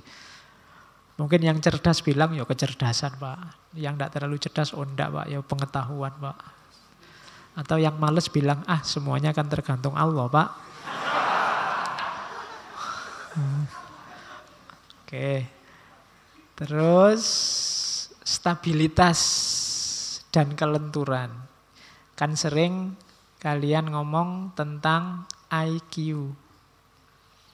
Oh dasar IQ-nya pendek, dasar IQ jongkok. IQ ini sesuatu yang stabil pasti menentukan ataukah sebenarnya enggak, dia bisa naik turun. Itu juga sebenarnya debat. IQ penting, meskipun nanti dikritik. Ada EQ juga loh Pak, emotional quotient. Ada SQ juga loh Pak, spiritual quotient. Ya. Tapi wacana paling awal dulu IQ. Jadi saya tidak tahu kalian pernah tes apa enggak. Jadi IQ itu yang ngelatih level kecerdasanmu ada di mana. Ya sifatnya eksak pasti, positivistik tapi dulu jadi parameter. Kemampuan kalian tes TPA itu kan antara lain kan mengukur itu. Potensi akademik itu biasanya diukur IQ-nya, bukan emosinya. Kalau emosinya ya tesnya nggak tes pilihan ganda begitu kan. Apalagi spiritual quotient. Dan sekarang mungkin karena ikut istilah quotient itu sekarang banyak sekali istilah quotient. Ada profetik, kecerdasan profetik, ada macam-macam. Kelihatannya ada juga SQ yang singkatannya bukan spiritual tapi seksual. Sexual quotient, kecerdasan seksual. Saya tidak tahu isinya apa wacana itu. Apa sangat cerdas, ada orang ngomong apa itu pikirannya mesti ke situ. Oh. Berarti SQ-nya tinggi sekali. Jadi pikirannya ngeres terus. Nah, itu wacana-wacana psikologi pendidikan. Silahkan digali. Katanya yang paling ampuh itu SQ. Atau yang dulu kehadiran EQ juga kan mengagetkan bahwa ternyata yang menentukan nasib hidup, gaya hidup itu bukan IQ-nya tapi emosionalnya. Itu yang menemukan Daniel Goleman itu kan. Jadi Goleman ini kaget ada mahasiswa yang IP-nya hampir 4. Nilainya 4 terus, A terus. Hanya ada satu mata kuliah amin. Begitu dapat amin dia tidak terima. Dia merasa loh aku pintar harusnya A semua. Akhirnya saking marahnya dia pulang ngambil senjata, dosennya ditembak. Sampai tewas. Nah, itu kan terus kesimpulan Goleman, sebenarnya IQ tidak menentukan, ternyata yang menentukan lebih banyak emotional quotient-nya. Belum lagi nanti datang wacana baru, spiritual quotient lebih asasi, lebih dasar.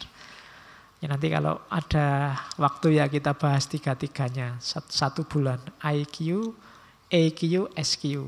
Satu lagi tidak tahu apa SQ yang satunya tadi mungkin. Biar 4. Oke, ada debat juga antara natur sama nurtur. Natur itu kondisi yang alamiah atau nurtur yang bentukan sosial, bentukan lingkungan. Mana lebih bermain. Atau mana yang lebih esensial.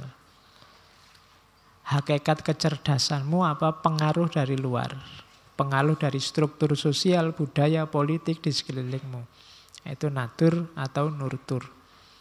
Jadi 1, 2, 3, 4, 5 ini kritik-kritik terhadap teori perkembangan kognisinya Piaget tadi. Dari banyak filosof.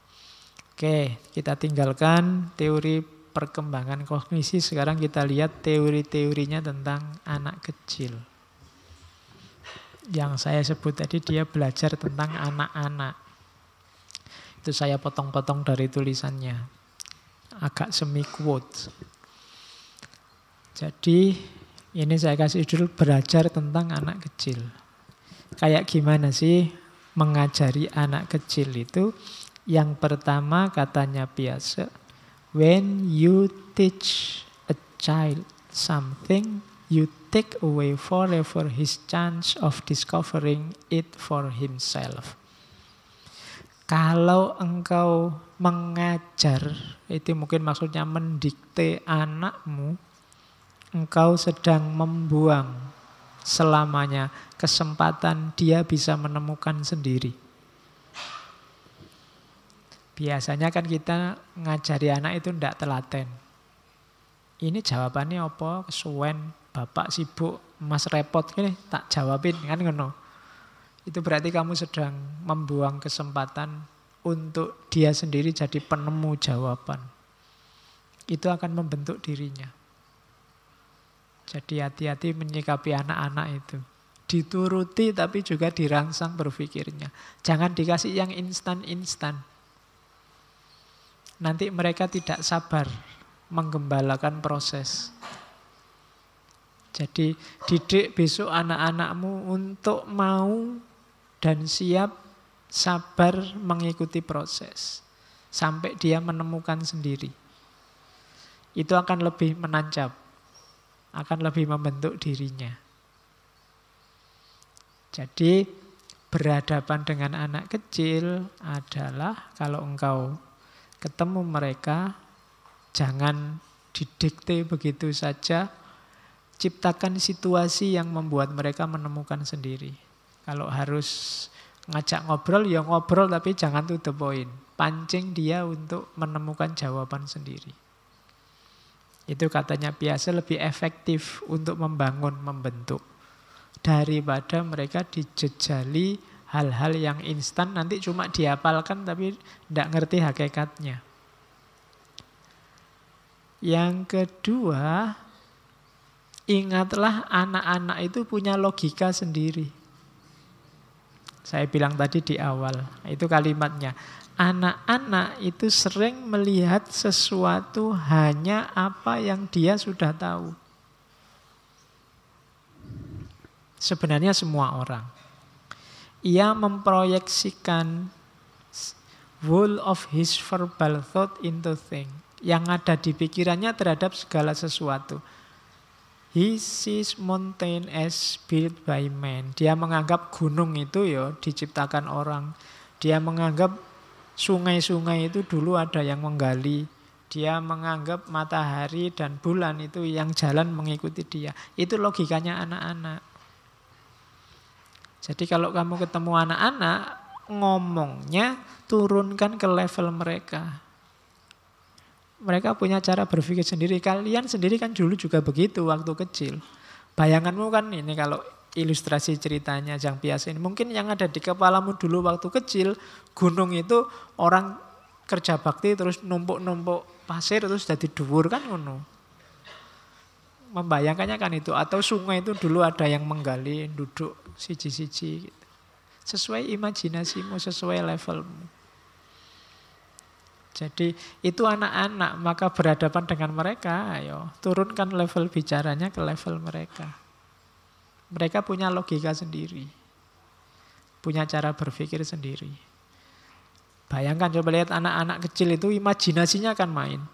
Mungkin lihat kacamata, kalau kita yang orang dewasa kacamata ya kacamata. Tapi di tangan anak kecil ini bisa jadi tembak-tembakan, mobil-mobilan.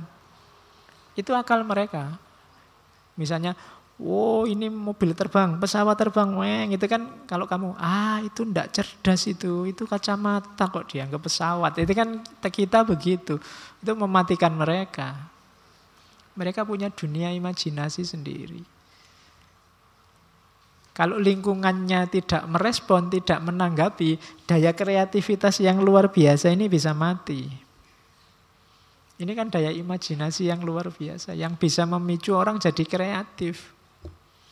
Kalau sejak kecil imajinasi ini ditertawakan, tidak akan berkembang. Sama kayak anak yang banyak tanya tadi, kalau sejak kecil terus dimarahin terus sama orang tuanya, lama-lama dia tidak berani tanya lagi. Itu apa? Ini apa? Dah anak kecil, jangan cerewet. Ya sudah, wassalam, dia besok tidak akan berkembang daya ingin tahunya. Dan kalau daya ingin tahunya nggak berkembang, dia tidak akan jadi ilmuwan. Kita kehilangan satu aset. Ya kan?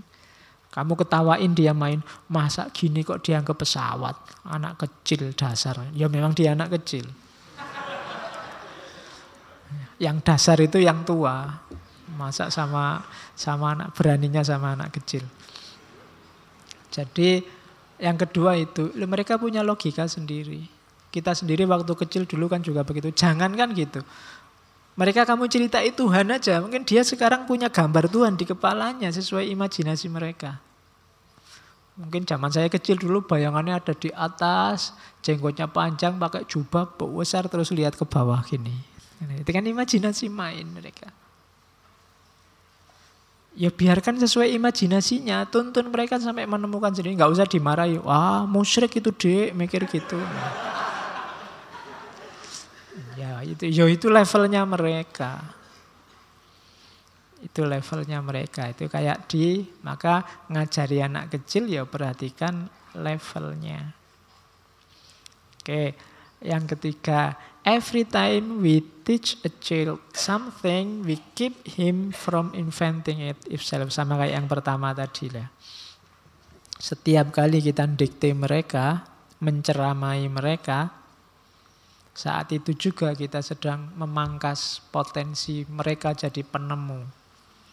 Di sisi lain, kalau mereka dibiarkan menemukan sendiri, we allow him to discover for himself, will remain with him visible for the rest of his life. Kalau dia menemukan sendiri, maka temuan ini akan berguna terus sepanjang hayat mereka. Kenapa? Lebih nempel. Hasil discovery mereka sendiri, bukan sesuatu yang dijejalkan ke kepala mereka. Jadi biarkan mereka bebas berpikir, berimajinasi sesuai level mereka. Kasih mereka umpan-umpan sampai mereka bisa menangkap sendiri pengetahuan itu. Itu cara ngajari anak-anak. Jadi belajar tentang anak-anak. Selanjutnya ada belajar dari anak-anak. Ini yang tua kita katanya biasa. Tidak cuma belajar tentang anak, kita juga harus belajar dari anak-anak. Yang pertama apa? Katanya biasa, belajarlah dari anak-anak tentang hidup bersama. Children's games constitute the most admirable social institution. Permainan anak-anak itu katanya biasa itu merupakan institusi sosial yang paling membanggakan. Di sana ada aturannya, ada hukumnya, ada undang-undangnya, disepakati bersama, dipatuhi bersama. Kadang konflik tapi terus rukun lagi cepat. Kalau main kan gitu. Main catur misalnya, kayak anak-anak. Itu kan ada aturannya dan semua patuh. Tidak ada undang-undangnya, tidak ada polisinya, ya patuh. Kuda harus L, ya terus L. Tidak bisa ijtihad, kita kan manusia kreatif. Butuhnya sekarang Z bukan L. Disepakati ya kuda, tidak begitu. Mereka patuh dan gembira hidup bersama dengan aturan-aturan bersama. Kadang-kadang ada konflik juga, tapi konflik dialami dengan gembira, nanti balik lagi juga secara gembira. Mereka ngerti itu main-main, tapi dijalankan secara serius dan menyenangkan. Itu kan filosofinya permainan. Yang punya semacam ini anak kecil. Mereka bisa tanding, musuhan dalam pertandingan, tapi siapapun yang menang, siapapun yang kalah, nanti akhirnya tertawa bersama. Senang. Kalah, waktu kalah marah-marah, kurang ajar curang, tidak apa-apa. Nanti pulang, besok main lagi yuk, kan gitu. Kalau orang tua kan tidak bisa gitu. Musuhan bisa ancam-ancaman mesti. Kalau sudah kalah, tunggu 5 tahun lagi. Mesti ngono. Semakin dewasa kita tidak cerdas, makanya kita belajar dari anak kecil. Kadang-kadang anak kecilnya gegeran terus orang tuanya ikut. Yang kecil sudah ketawa-ketawa main lagi bareng orang tuanya sekarang. Tidak rukun, tidak bisa ketawa lagi sama saudaranya, sama tetangganya. Tapi yang kecil sudah rukun. Itu tidak pinternya orang dewasa. Jadi yang kecil dewasa sekali menyikapi konflik, yang dewasa kekanak-kanakan sekali menyikapi konflik. Maka kita perlu belajar dari anak kecil. Pelajaran kedua katanya Piaget, egosentrisme anak-anak. Tadi kan ada fase egoisnya anak-anak. Ternyata orang dewasa juga banyak yang egois kayak anak-anak. Apa sih tidak egois itu in its essence adalah esensinya egois itu apa? Tidak mampu membedakan antara kepentingan sendiri dengan kepentingan orang banyak. Tidak mampu membedakan antara individu dan masyarakat. Ada orang yang kadang mengorbankan masyarakat demi kepentingan sendiri, ini namanya egois. Kalau ada orang kayak gini, sebenarnya levelnya masih anak-anak. Usianya masih 2-7 tahun. Jadi masih lucu-lucunya. Loh ya, kita kan tidak harus marah. Kalau ada orang egois itu berarti orangnya masih lucu, masih usia 2-7 tahun. Pengen menangnya dewe. Ndak mikir lingkungan sekelilingnya. Esensinya egois kan itu. Makanya egois itu kita sebut kekanak-kanakan, childish egosentrisme. Pokoknya nyari menangnya sendiri, nyari senengnya sendiri, nyari tujuannya sendiri. Tidak peduli dengan lingkungan sekelilingnya. Orang ini berarti orangnya masih anak-anak, masih lucu. Harus dimasukkan PAUD lagi. Oke. Nah, terus, how can we with our adult mind know what will be interesting? Kita ini kan sudah terlalu banyak tersituasikan oleh lingkungan sekeliling. Kita tidak kritis lagi, tidak banyak ingin tahu lagi. Kita merasa hidup sudah berjalan seperti biasa. Gimana caranya kita bisa kayak ilmuwan kritis, menemukan banyak hal baru, katanya Piaget, ikutilah anak kecil. Anak kecil itu apapun jadi hal yang baru dan menyenangkan. You can find out something new. Kalau kalian ikuti, coba lihat anak kecil itu. Saya bilang tadi loh, ini kacamata bagi kalian kan tidak menarik, tidak ada apa-apanya. Di mata anak kecil dia menarik. Bisa jadi motor-motoran, mobil-mobilan, pesawat-pesawatan. Tidak ada yang biasa-biasa bagi anak kecil. Kamu ngajak adikmu yang kecil nanti ke sini, mbok lihat karpet agak ngelingkap ujungnya, itu bagi dia menarik. Nanti mungkin diputer-puter dia. Banyak hal menarik sekelilingmu sebenarnya. Banyak hal yang bisa ditemukan.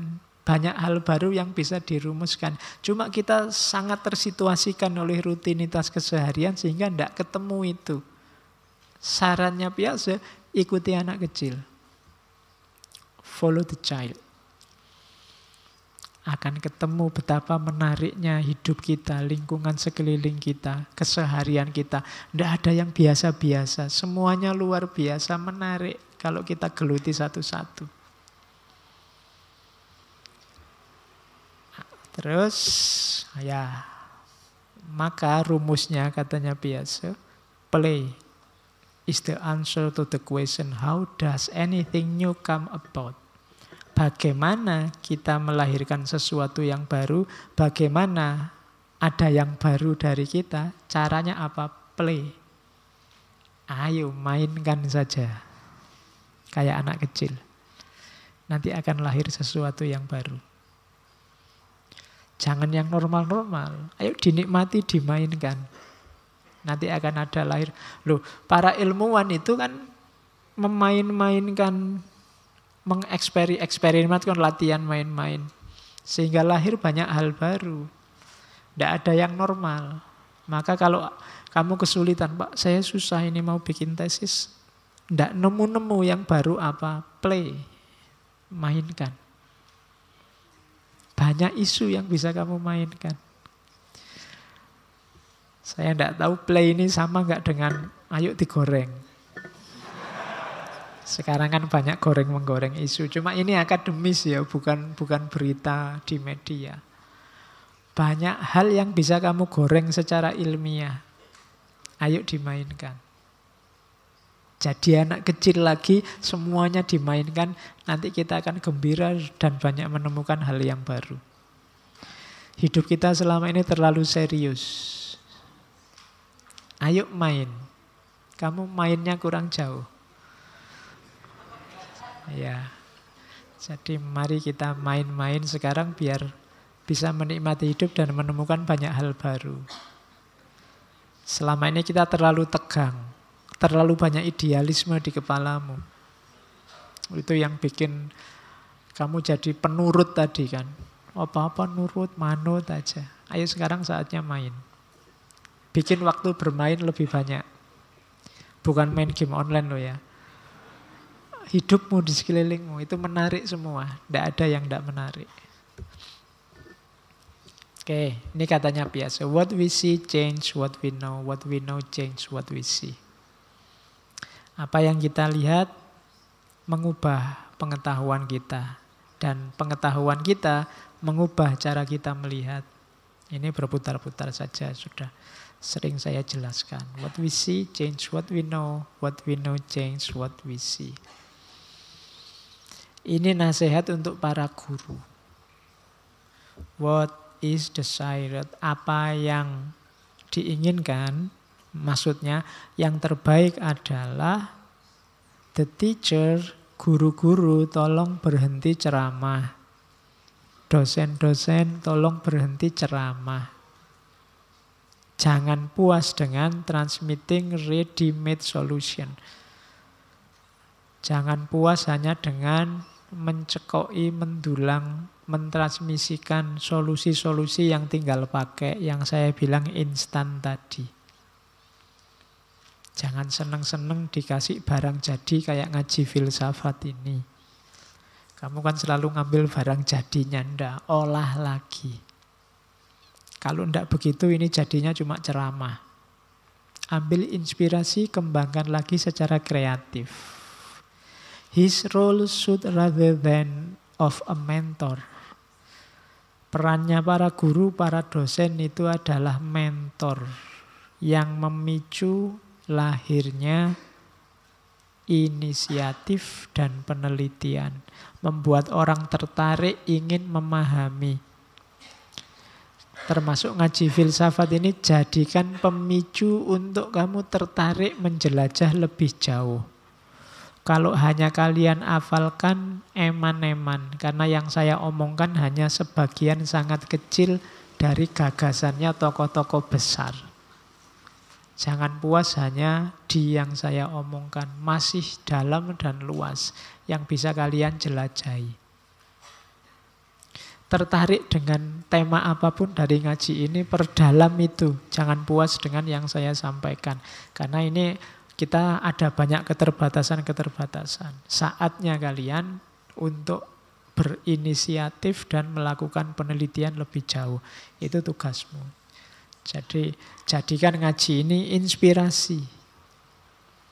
Bukan materi, tapi memicu lahirnya kreativitas, kreasi-kreasi pengetahuan yang baru atau penelitian-penelitian lebih dalam. Terakhir, ini untuk ganti, nanti sebentar lagi teman-teman takmir mau ngumumkan apa, kelihatannya ada hubungannya sama ini. Ada tips dari Piaget. Kalau kamu pengen pinter, pengen bisa berpikir, ada cara paling gampang, nulis. I could not think without writing. Kalian pernah menulis apa? Percayalah dalam hal yang kamu tulis itu kamu merasa lebih menguasai, lebih paham. Dibandingkan dengan yang hanya kalian ingat-ingat saja. Maka tradisikan menulis. Bukan nulis status loh ya. Ya. Wawasan-wawasan yang penting, pengetahuan-pengetahuan penting, kalau bisa tulislah. Nulis itu ndak harus kemudian kamu orientasikan, ya Pak nanti saya muat di jurnal, ya kalau bisa dimuat bagus. Saya mau bikin buku, kalau jadi buku bagus. Tapi menurut saya intinya tidak di situ, tapi pokoknya nulis saja. Semakin banyak kamu nulis, semakin canggih kamu berpikir menganalisis. Tulis saja. Karena katanya biasa, I could not think without writing. Aku tidak bisa mikir tanpa nulis. Berarti apa? Proses berpikirmu yang tadi saya bilang kepalamu itu sebenarnya rame setiap hari. Sekarang jangan biarkan rame di dalam. Keluarkan semua. Medianya apa? Tulisan. Nanti pada saatnya pasti ada gunanya. Simpan baik-baik, sapa ngerti besok anak cucumu butuh. Atau ada masalah yang kamu punya referensinya. Dan ternyata referensinya adalah tulisanmu. Jadi biarkan tulisan-tulisanmu numpuk banyak juga tidak apa-apa. Syukur-syukur ternyata kok bagus-bagus. Alhamdulillah bisa diterbitkan. Kalau tidak juga tidak masalah. Kamu sudah dapat keuntungan sangat banyak dari tulisan yang kamu buat. Jadi nyawa dan teori terakhirnya di situ untuk teman-teman yang mahasiswa. Jadi latihanlah nulis. Oke, saya kira itu materi untuk minggu ini. Minggu depan kita masuk ke filosof pendidikan yang lain. Mungkin agak beda dengan yang kita bahas 2 minggu belakangan ini. Mungkin lebih banyak kritik-kritik terhadap dunia pendidikan. Kalau ini kan teori-teori yang membangun. Nah, besok teori-teori yang agak mendekonstruksi gaya pendidikan lama. Ada Paulo Freire dan nanti ada Ivan Illich. Diakhiri nanti dengan Steiner. Oke, saya kira itu untuk malam ini. Kurang lebihnya mohon maaf. Wallahul muwafiq. Wallahu a'lam bissawab. Wassalamualaikum warahmatullahi wabarakatuh.